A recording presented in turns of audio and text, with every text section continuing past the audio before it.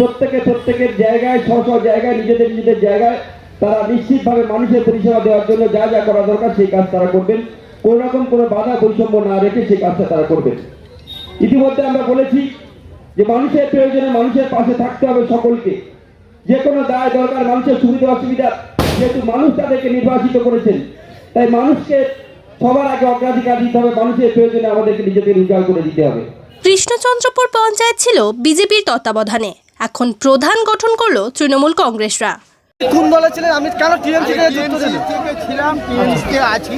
আচ্ছা, টিএমসি থেকে আমার প্রধানমন্ত্রী আমি কোন গ্রাম পঞ্চায়েতের প্রধান এলাকা? বিগত দিনে বিজেপির তত্ত্বাবধানে ছিল রায়দিঘি, কৃষ্ণচন্দ্রপুর ও কাশীনগর এই তিনটি পঞ্চায়েত।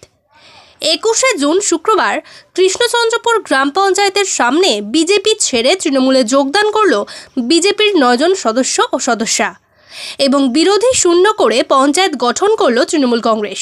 সদস্য সবাই তারা একই সঙ্গে তৃণমূলের প্রতীকে মমতা বন্দ্যোপাধ্যায়ের আদর্শে অনুপ্রাণিত হয়ে উন্নয়নের পক্ষে তারা আজকে তৃণমূল কংগ্রেসে মতদান করেছেন এবং প্রধান ছিলেন তিনি রিজাইন করেছেন এবং নতুনভাবে প্রধান নির্বাচিত হয়েছে তৃণমূল কংগ্রেসের সুশান্ত হালদার, উপপ্রধান নির্বাচিত হয়েছে সুশান্ত মণ্ডল এবং সকল সদস্য তাদেরকে সমর্থন করেছেন করে আজকে কৃষ্ণচন্দ্র অঞ্চল উন্নয়নের পক্ষে এগিয়ে যাবে।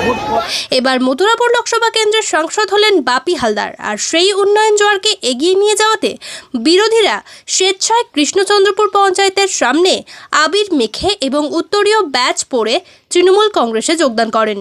বিজেপি ছিলাম, টিএমসি যোগ দিয়েছি উন্নয়নের জন্য।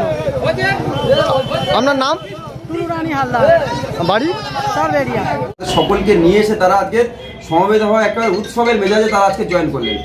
এটা কিন্তু এত সহজে দেখা যায় না, আপনারা সবাই সেটা লক্ষ্য করেছেন এবং তারা একসঙ্গে এসে আজকে সবাই তৃণমূলের পতাকা তলে এলেন। শুধু তাই নয়, স্বতঃস্ফূর্তভাবে রেজিগনেশন দিয়ে নতুন করে প্রধান নির্বাচন করে তারা উন্নয়নের পক্ষে তারা সামিল হলেন এবং আপনাদের সামনে তারা বলছেন পরিষ্কারভাবে।